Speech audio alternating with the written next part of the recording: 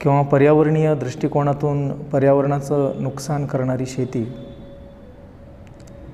किंवा काही प्रमाणात पर्यावरणीय दृष्टिकोनातून फायद्याची ठरणारी शेती, मान्सून हवामान ज्या ठिकाणी आहे किंवा पृथ्वीवरती जिथं मान्सून प्रकारचं हवामान आहे आणि जिथं दुर्गम भाग आहे किंवा जिथं वनांचा प्रदेश खूप मोठ्या प्रमाणावर आहे, अशा ठिकाणी आदिवासी जमातीकडून केली जाणारी जी काही शेती आहे तो शेती प्रकार म्हणजे स्थलांतरित शेती किंवा त्यालाच शिफ्टिंग कल्टिवेशन असं म्हटलं जातं किंवा त्यालाच स्लॅश अँड बर्न कल्टिवेशन म्हटलं जातं किंवा त्यालाच आपल्या भारतामध्ये ईशान्येकडील राज्यांमध्ये ज्याला झूम शेती म्हणतात किंवा झूम कल्टिवेशन म्हटलं जातं. तर नमस्कार विद्यार्थी मित्रांनो, मी प्राध्यापक नितीन पांचाळ. आजच्या या व्हिडिओ सेशनमध्ये आपण स्थलांतरित शेती जी पर्यावरणीय दृष्टिकोनातून विनाशकारीसुद्धा आहे आणि त्याचबरोबर काही प्रमाणात फायदेशीरसुद्धा आहे, तर या स्थलांतरित शेतीच्या संदर्भातची काही वैशिष्ट्ये आजच्या या आपण व्हिडिओमध्ये पाहणार आहोत. स्थलांतरित शेती किंवा ज्याला शिफ्टिंग कल्टिवेशन म्हटलं जातं, तर ही शेती जी केली जाते ती प्रामुख्याने पृथ्वीवरती जिथं मान्सून प्रकारचं हवामान आढळतं अशा भागामध्ये हा शेती प्रकार दुर्गम भागामध्ये आपल्याला पाहायला मिळतो. तर मान्सून प्रकारचं हवामान कोणत्या ठिकाणी आहे किंवा पृथ्वीवरती कोणत्या भागामध्ये येतं हे आपण याच्या आधीच्या व्हिडिओमध्ये आपण पाहिलेलं आहे, त्यांची लोकेशन आपण पाहिलेली आहेत. मान्सून प्रकारचं जे काय हवामान आहे ते सर्वसाधारणपणे पृथ्वीवरती उष्णकटिबंधामध्ये येतं, म्हणजे 23.5 उत्तर आणि 23.5 दक्षिण अक्षवृत्ताच्या दरम्यान उष्णकटिबंधामध्ये हे मान्सून प्रकारचं हवामान आपल्याला पाहायला मिळतं.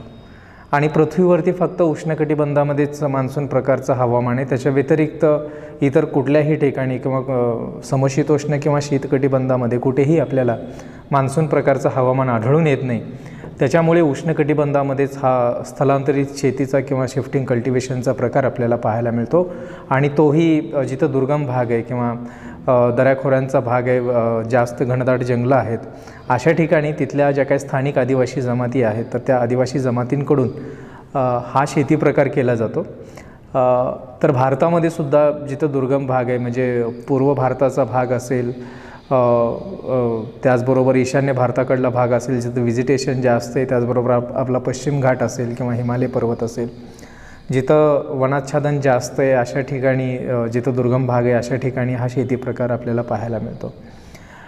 तर ज्याला शिफ्टिंग कल्टिवेशन म्हटलं जातं, जसं इथं तुम्हाला स्लाईडवरती माहिती दिलेली आहे की शिफ्टिंग कल्टिवेशन त्याला म्हणतात, स्लॅश अँड बर्न कल्टिवेशन त्याला म्हणतात. आता स्लॅश अँड बर्न कल्टिवेशन म्हणजे काय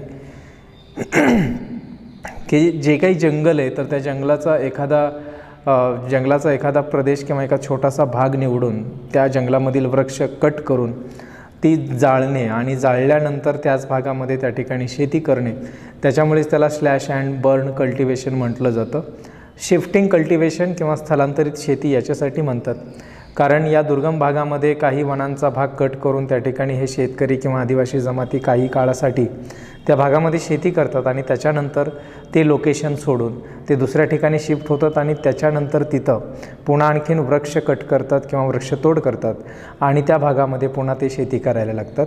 तर अशा पद्धतीनं हे जे काही शेतकरी आहेत किंवा या दुर्गम भागामधल्या ज्या काही आदिवासी जमाती आहेत तर त्या कालावधीनुसार ते लोकेशन बदलत जातात आणि काही कालावधीपुरतं त्या ठिकाणी स्थायिक होऊन आपला कुटुंबाचा उदरनिर्वाह भागावा यासाठी ते शेती करतात, ज्याला शिफ्टिंग कल्टिवेशन म्हटलं जातं किंवा ते सतत स्थलांतरित होत आहेत त्यामुळे त्याला स्थलांतरित शेती म्हणतात.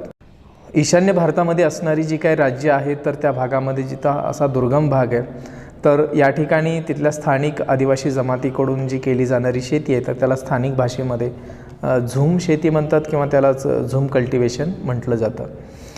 तर पुढे त्याची काही वैशिष्ट्ये तुम्हाला दिलेली आहेत. Forest are cut, burn and cultivated. ते जसं मी तुम्हाला आत्ताच सांगितलं की एखादा जंगलाचा भाग निवडायचा, त्या प्रदेशामध्ये वृक्षतोड करायची, वृक्षतोड करून ती झाडं जाळायची आणि जाळल्यानंतर मग त्या जमिनीमध्ये पिकांची लागवड करायची, ज्याला शिफ्टिंग कल्टिवेशन किंवा स्थलांतरित शेती म्हणतात. त्यानंतरचं पुढचं वैशिष्ट्य तुम्हाला दिलेलं आहे की ज्या काही स्थानिक आदिवासी जमाती आहेत जिथं हे शेती करतायत किंवा स्थलांतरित शेती करतायत, वृक्ष तोडल्यानंतर तिथं शेती करायला लागतात आणि काही कालावधीनंतर सतत त्या जमिनीमधून म्हणजे पिकांची लागवड करून किंवा शेती करून त्या जमिनीची जी उत्पादकता आहे तर ती उत्पादकता कमी व्हायला लागते आणि त्याच्यानंतर मग या ठिकाणचे जे काही शेतकरी आहे ते जागा बदलायला लागतात. म्हणजे दुसऱ्या ठिकाणी जाऊन जागा निवडून तिथले वृक्ष तोडून त्या ठिकाणी मग शेती करायला लागतात. तर हे अशा पद्धतीनं ज्यावेळेस त्या मृदेची उत्पादकता कमी व्हायला लागते त्यावेळेस हे जागा चेंज करायला लागतात किंवा तिथून ते शिफ्ट व्हायला लागतात. त्याच्यानंतर तुम्हाला या ठिकाणी दिलेलं आहे की हे ज्यावेळेस एखादी जागा म्हणजे वृक्ष तोडल्यानंतर तिथं पडीक असणारी जी जागा आहे त्या भागामध्ये नैसर्गिकरित्या कदाचित त्या ठिकाणी झाडं येऊ शकतात आणि रोटेशन पद्धतीने किंवा काही विशिष्ट वर्षानंतर रोटेशन पद्धतीने त्यानंतर त्या ठिकाणी हे जे काही शेतकरी आहेत तर ते त्या भागामध्ये शेती करू शकतात. तर यालाच स्थलांतरित किंवा शिफ्टिंग कल्टिवेशन म्हटलं जातं. आपल्या भारतामध्ये ईशान्य भारतामध्ये याला झूम कल्टिवेशन म्हटलं जातं. किंवा या झूम कल्टिवेशनचे तोटे काय आहेत किंवा झूम कल्टिवेशनच्या मर्यादा काय येतात आणि त्याचबरोबर झूम कल्टिवेशन किंवा स्थलांतरित शेतीचे फायदे काय आहेत तर या स्लाईडवरती तुम्हाला त्याची माहिती दिलेली आहे. आता झूम कल्टिवेशन ज्याच्यामुळे नुकसान होते किंवा पर्यावरणाचं नुकसान मोठ्या प्रमाणावर होतं त्यामध्ये पहिलं दिलेलं आहे डिफॉरेस्टेशन. डिफॉरेस्टेशन म्हणजे या शेती प्रकारामध्ये वृक्षतोड खूप मोठ्या प्रमाणावर होते. त्याच्यानंतरचं वैशिष्ट्य दिलेलं आहे की जे काही पावसाचं पडणारं पाणी आहे तर ते पर्वतीय भागामध्ये जसं इथं तुम्हाला दिलेलं आहे की higher run off rain water in hilly areas म्हणजे दुर्गम भागामध्ये जिथं ही शेती केली जाते अशा ठिकाणी ज्यावेळेस पाऊस पडायला लागतो तर हे पाऊस पडत असताना आता स्थलांतरित शेती करत असताना या शेतकऱ्याने तिथली वृक्षतोड केलेली आहे आणि वृक्षतोड केल्यामुळे होतं काय की पावसाचं पडणारं जे पाणी आहे त्याला कुठेही अटकाव निर्माण होत नाही आहे, ते पाणी कुठेही अडत नाही आहे. त्याच्यामुळे उतारावरून हे पाणी वेगाने व्हायला लागतं आणि पाणी जे आहे ते पाण्याचा लॉस होतो किंवा पाणी जमिनीमध्ये मुरत नाही आहे. त्यामुळे हे एक नुकसान आपल्याला सांगता येईल. म्हणजे पावसाळ्यामध्ये तर पाणी उपलब्ध होऊ शकतं परंतु हे जे काही पर्वतीय भागामधून वाहतं जे काही पाणी आहे ते वाहतं पाणी जमिनीमध्ये मुरणार नाही आणि त्यामुळे ज्यावेळेस पावसाळ्याचा ऋतू निघून जाईल त्यावेळेस त्याच्यानंतरच्या कालावधीमध्ये कोरड्या ऋतूमध्ये मोठ्या प्रमाणावर पाणी टंचाई निर्माण होऊ शकते. तर हे एक नुकसान आपल्याला सांगता येईल स्थलांतरित शेतीचं. त्याच्यानंतर दिलेले लॉस ऑफ बायोडायव्हर्सिटी. ही शेती जी केली जाते प्रामुख्याने जिथं जंगल आहे किंवा घनदाट अरण्याचा भाग आहे अशा ठिकाणी तिथल्या स्थानिक आदिवासी जमाती या स्थलांतरित शेती करतात. आता जिथं वनांचा भाग आहे किंवा मोठं जंगल आहे अशा ठिकाणी आपल्याला माहिती आहे की वन्यजीवांचा अधिवास या भागामध्ये असतो. या भागामध्ये खूप मोठ्या प्रमाणावर वन्यजीव आढळून येतात आणि त्यांचा जो काही नैसर्गिक अधिवास आहे ते नैसर्गिक अधिवास म्हणजे ते जंगल आहे. आणि स्थलांतरित शेती करत असताना हे जे शेतकरी आहे ते शेतकरी मोठ्या प्रमाणावर वृक्षतोड करतात. त्याच्यामुळे या जंगलामध्ये असणारे जे काही वन्यजीव आहे तर ते वन्यजीव हळूहळू नष्ट व्हायला लागतात. त्या ठिकाणची असणारी जैवविविधता किंवा त्या ठिकाणी असणारी बायोडायव्हर्सिटी जी आहे तर ती नष्ट होत असताना आपल्याला पाहायला मिळते. तर हे म्हणजे स्थलांतरित शेतीपासून जे काही नुकसान होतं किंवा जे काही तोटे आहेत त्याच्या अगेन्स्ट या काही गोष्टी आपल्याला सांगता येतील. झूम कल्टिवेशन किंवा स्थलांतरित शेतीच्या फेवरमध्ये असणाऱ्या ज्या काही गोष्टी आहेत किंवा त्याची वैशिष्ट्ये तुम्हाला इथं दिलेली आहेत. फायदा काय की जे काही झूम कल्टिवेशन आहे या ठिकाणी म्हणजे स्थलांतरित शेती करणाऱ्या शेतकऱ्यांनी जर एक विशिष्ट प्रकारचं सायकल नॅचरल सायकल जर त्यांनी वापरलं म्हणजे शेती करत असताना म्हणजे जंगलामध्ये जे वेगवेगळे पॅचेस ते निवडत आहेत आणि त्या ठिकाणी वृक्ष तोडून ज्यावेळेस ते त्या भागामध्ये शेती करत आहेत तर ते एक सायकल पद्धतीने जर ते शेती करायला लागले म्हणजे जिथं ते शेती करत आहेत त्याच्यानंतर दुसरी जागा निवडल्यानंतर तिथं वृक्ष तोड करणं परंतु जिथं आधी ते जागा सोडत आहेत तिथं जर त्यांनी वृक्ष लागवड केली आणि दुसऱ्या भागामध्ये जर हे शेती करू लागले तर असे सायकलिंग पद्धतीने ज्यावेळेस फिरून ते 6 ते 10 वर्षानंतर त्याच ठिकाणी येतील जिथं पूर्वी त्यांनी शेती केलेली आहे तर त्या भागामध्ये चांगल्या पद्धतीनं वृक्षांची वाढ झालेली असेल. तर असं सायकलिंग पद्धतीने जर शेती केली तर ते फायद्याचंच आहे. तर ते एक फेवरमध्ये आपल्याला सांगता येईल. स्थलांतरित शेतीमधला दुसरा फेवर किंवा दुसरा घटक तुम्हाला दिलेला आहे की ज्यावेळेस स्थलांतरित शेती केली जाते अशा ठिकाणी वृक्षतोड होते, परंतु ते काही म्हणजे परमनंटली वृक्षतोड होणार नाही. एक विशिष्ट कालावधीसाठीच त्या जंगलामधला एखादा विशिष्ट पॅचेसचा जो काही भाग आहे तर त्या ठिकाणी वृक्षतोड ही तात्पुरती असेल, म्हणजे परमनंटली तिथले काही वृक्ष तोडून म्हणजे सातत्यानं तिथं वृक्षतोड होते अशातला भाग नाही आहे. त्याच्यामुळे स्थलांतरित शेती ज्या भागामध्ये होते नंतर शेतकरी ती जागा सोडणार आहेत आणि तिथं नैसर्गिक पद्धतीने नंतर पुन्हा वृक्षांची वाढ त्या भागामध्ये होणार आहे. त्याच्यानंतर दुसरा फेवर आपल्याला सांगता येईल की या स्थलांतरित शेतीमध्ये किंवा ही जी शेती केली जाते ना ती पारंपरिक पद्धतीने केली जाते. पारंपरिक अवजारांचा वापर करून ही शेती केली जाते. त्याच्यामुळे या शेतीमध्ये कसल्याही प्रकारचे रासायनिक खतं असतील किंवा कीटकनाशकं असतील यांचा कसलाही वापर या शेतीमध्ये केला जात नाही किंवा सुधारित बियाणांचाही वापर या शेतीमध्ये केला जात नाही. त्याच्यामुळे पर्यावरणासाठी ही जी शेती आहे म्हणजे जी पारंपरिक पद्धतीने ही स्थलांतरित शेती केली जाते तर तो एक फायदा आपल्याला या स्थलांतरित शेतीचा सांगता येईल. तर हे स्थलांतरित शेतीचे तोटे आणि फायदे आपल्याला सांगता येईल किंवा त्याच्या अगेन्स्ट कोणत्या गोष्टी होत्या आणि फेवरमध्ये कोणत्या गोष्टी होत्या. त्याच्यानंतर झूम कल्टिवेशनची पुढे काही वैशिष्ट्ये आणखीन तुम्हाला दिलेली आहेत. झूम कल्टिवेशन किंवा स्थलांतरित शेतीचं पुढचं वैशिष्ट्य दिलेलं आहे. म्हणजेच काय की इथं असणारी जी काही वृक्ष आहेत ते वृक्ष तोडल्यानंतर ज्यावेळेस जाळली जातात, जाळल्यानंतर त्याच्यामध्ये असणारं जे काही पोटॅश आहे तर ते पोटॅश मृदेमध्ये मिक्स व्हायला लागतं आणि मृदेमध्ये मिक्स झाल्यानंतर मग त्या ठिकाणी त्या मृदेची सुपीकता वाढवण्याचं काम किंवा मृदेची सुपीकता वाढायला लागते. तर ते एक आपल्याला म्हणजे स्थलांतरित शेतीचं वैशिष्ट्य सांगता येईल की वृक्ष तोडून जाळल्यानंतर पोटॅशचा पुरवठा मृदेमध्ये होतो ज्याच्यामुळे मृदेची सुपीकता वाढायला लागते. The regenerating forest provides forest produce to the people. म्हणजे जिथं स्थलांतरित शेती केली जाते किंवा ज्या भागामध्ये ही शेती केली जाते तर त्या ठिकाणी वृक्ष तोडल्यानंतर एखाद्या विशिष्ट ठिकाणचे वृक्ष तोडल्यानंतर नव्याने येणारे जे काही वृक्ष आहेत तर त्याचं बेनिफिट तिथल्या स्थानिक लोकांना मिळू शकतं. आता हे झालं स्थलांतरित शेतीच्या संदर्भात. आता स्थलांतरित शेती आणि सेटल्ड ॲग्रिकल्चर किंवा स्थायी स्वरूपाची शेती ज्याला आपण म्हणू, तर स्थायी स्वरूपाच्या शेतीमुळे होतं काय किंवा त्याच्यामुळे पर्यावरणाचा ऱ्हास कसा होतो किंवा त्याचं नुकसान काय आहे.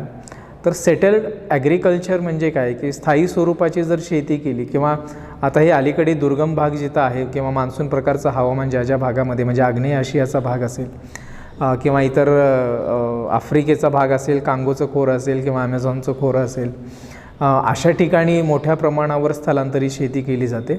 आता आपल्या इकडं भारतामध्ये किंवा आग्नेय आशियामध्ये सुद्धा जिथं आता स्थलांतरित शेती होते तर त्या स्थलांतरित शेतीचं रूपांतर आता सेटल्ड ॲग्रिकल्चरमध्ये होते म्हणजे स्थायी शेतीमध्ये होते, कायमस्वरूपी जी स्थायी शेती केली जाते.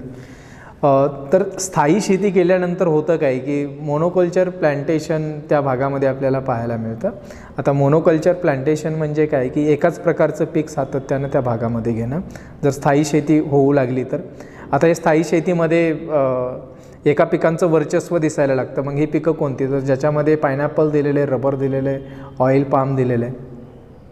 तर सातत्यानं एकच पीक घेतल्यामुळे मृदेमधली जी सुपीकता आहे ती हळूहळू कमी व्हायला लागते आणि एकच पीक जर दरवर्षी त्या भागामध्ये एकाच ठिकाणी, आता स्थायी शेती म्हटल्यानंतर त्या जमिनीमध्ये सातत्यानं दरवर्षी पीक घेतलं जातं आणि त्याच्यामुळे स्वाभाविक आहे की त्या ठिकाणी पुन्हा जे काही जंगल आहे ते जंगल नंतर उभा नाही राहणार किंवा तिथं वृक्ष नव्याने नाही येणार. त्याच्यामागचं कारण असं आहे की स्थायी स्वरूपाची शेती केली जाते त्यामुळे परमनंट लॉस ऑफ फॉरेस्ट हे एक नुकसान आपल्याला या सेटल्ड ॲग्रिकल्चरमुळे आपल्याला पाहायला मिळेल किंवा जिथं आता स्थलांतरित शेती आहे त्याचं रूपांतर आता हळूहळू सेटल्ड ॲग्रिकल्चरमध्ये होतं आहे. तसंच आता आपल्या इकडेही अलीकडे ईशान्य भारतामध्ये तुम्हाला माहिती असेल विद्यार्थी मित्रांनो की मागच्या वेळेस आपल्या इकडं खाद्यतेलाचा तुटवडा खूप मोठ्या प्रमाणावर झालेला होता आणि खाद्यतेलाचे भाव त्याच्या किमती खूप वाढलेल्या होत्या आणि त्याच्यामुळे आपल्या केंद्र सरकारने एक निर्णय घेतला किंवा भारत सरकारने एक निर्णय घेतला की जे पाम तेल आहे किंवा जे आपण पामोलिन म्हणतो किंवा ते पाम ट्रीजपासून जे तेल तयार केलं जातं तर ते तेल सर्वाधिक जास्त इंडोनेशिया देश किंवा त्याच्या आजूबाजूच्या परिसरामध्ये होतं. त्याच्यामुळे पाम वृक्षांची लागवड ईशान्य भारतामध्ये केली जावी आणि तिथल्या शेतकऱ्यांना तशी सबसिडी दिली जावी त्या माध्यमातून, ज्याच्या माध्यमातून आपल्या इकडं तेलाचं प्रोडक्शन वाढेल. तर हे होतं काय की ज्यावेळेस अशा म्हणजे ईशान्य भारतामध्ये जिथं स्थलांतरित शेती आहे तिथल्या शेतकऱ्यांना जर अशा पद्धतीनं सबसिडी दिली किंवा अनुदान दिलं आणि ते शेतकरी जिथं स्थलांतरित शेती आधी करत होते तर ते सरकारच्या पॉलिसीमुळे ते स्थायी शेती करायला लागतील आणि स्थायी शेती केल्यामुळे तिथलं कायमचं जंगल नष्ट होऊ शकतं. तर अशा काही पर्यावरणीय समस्या या शेती प्रकारामधून आता अलीकडे उद्भवायला आपल्याला पाहायला मिळतात. त्याच्यानंतर मोनोकल्चर जे काही ॲग्रिकल्चर आहे किंवा जे सेटल्ड ॲग्रिकल्चर आहे ते करत असताना सातत्यानं जे काही आपण एक पीक घेतो तर त्याच्यामध्ये रासायनिक खतांचा उपयोग मोठ्या प्रमाणावर केला जातो आणि रासायनिक खतांचा ज्यावेळेस आपण उपयोग करतो त्यावेळेस जे काही जंगल आहे ते पूर्णपणे कायमस्वरूपी नष्ट होणार आहे, ते पुन्हा कन्वर्ट नाही होणार किंवा ते नैसर्गिक जंगलामध्ये नंतर ते कन्वर्ट नाही होऊ शकत. कारण या शेतीमधून किंवा सेटल्ड ॲग्रिकल्चरमधून किंवा मोनोकल्चरमधून किंवा जे मोनोकल्चर प्लांटेशन केलं जातं त्याच्यामध्ये मोठ्या प्रमाणावर रासायनिक खते आणि कीटकनाशकांचा वापर केला जाईल, ज्याच्यामुळे मोठ्या प्रमाणावर पर्यावरणाचं नुकसान होऊ शकतं. तर या स्लाईडवरती तुम्हाला हे दिलेलं आहे की स्थलांतरित शेतीचा फायदा काय आणि तिथंच जर आपण सेटल्ड ॲग्रिकल्चर करू लागलो किंवा स्थायी शेती जर आपण त्याच भागामध्ये करू लागलो तर त्याचं नुकसान काय होऊ शकतं किंवा पर्यावरणाचं नुकसान काय होऊ शकतं किंवा पर्यावरणावरती त्याचा परिणाम काय होऊ शकतो. तर त्या संदर्भाची माहिती तुम्हाला या ठिकाणी दिलेली आहे. त्याच्यामुळे जिथं दुर्गम भाग आहे किंवा भारतामध्ये असेल, आग्नेय आशियामध्ये असेल, आफ्रिकेमध्ये असेल किंवा दक्षिण अमेरिकेमध्ये असेल, जिथं स्थलांतरित शेती होती आहे ती एक प्रकारे पर्यावरणाच्या दृष्टिकोनातून बऱ्यापैकी चांगलीच आहे, परंतु काही प्रमाणात त्याचं नुकसान होतं. परंतु एक लक्षात घ्या की तिथंच जर स्थायी स्वरूपाची शेती होऊ लागली तर मोठ्या प्रमाणावर पर्यावरणाचं नुकसान होणार आहे. वेगवेगळ्या देशामध्ये अशी स्थलांतरित शेती केली जाते आणि मग या वेगवेगळ्या देशामध्ये स्थलांतरित शेतीला कोणत्या नावाने ओळखलं जातं तर त्या संदर्भाचा हा चार्ट तुम्हाला दिलेला आहे. आता ज्या देशांमध्ये स्थलांतरित शेती केली जाते त्या देशांची नावं तुम्हाला दिलेली आहेत. जसं मी तुम्हाला आत्ता सांगितलं की मान्सून प्रकारचं हवामान ज्या ज्या देशामध्ये आहे किंवा जिथं इक्वेटोरियल टाईप क्लायमेट आहे अशा ठिकाणी आपल्याला मोठ्या प्रमाणावर ही शिफ्टिंग कल्टिवेशन पाहायला मिळतं. मलेशियामध्ये जी स्थलांतरित शेती केली जाते तर तिला लडांग म्हणतात. त्याचबरोबर म्यानमारमध्ये जी शेती केली जाते त्याला त्वांग्या म्हणतात. थायलंडमध्ये जी स्थलांतरित शेती केली जाते त्याला तमराई म्हणतात. त्यानंतर फिलिपाईन्समध्ये जी स्थलांतरित शेती केली जाते त्याला किनगिन म्हणतात. जावामध्ये जी स्थलांतरित शेती केली जाते जिला हुमाह म्हणतात. श्रीलंकामध्ये जी स्थलांतरित शेती केली जाते जिला चेना म्हणतात आणि आफ्रिकेमध्ये जी स्थलांतरित शेती केली जाते तर तिला मिल्पा म्हणतात. आता या देशांची लोकेशन जर तुम्ही पाहिलात तर मलेशिया असेल, म्यानमार असेल, थायलंड असेल, फिलिपाईन्स असेल, जावा असेल, इवन श्रीलंका असेल, तर या सगळ्यांची लोकेशन आग्नेय आशियामध्ये येतात. याच्यामध्ये इंडोनेशिया, जावा, फिलिपाईन्स या ठिकाणी बऱ्यापैकी इक्वेटोरियल टाईप क्लायमेट आहे. बाकी म्यानमार जे आहे किंवा श्रीलंका आहे, इवन आपला भारत देशसुद्धा, आता भारतामध्ये सुद्धा स्थलांतरित शेती मोठ्या प्रमाणावर होते.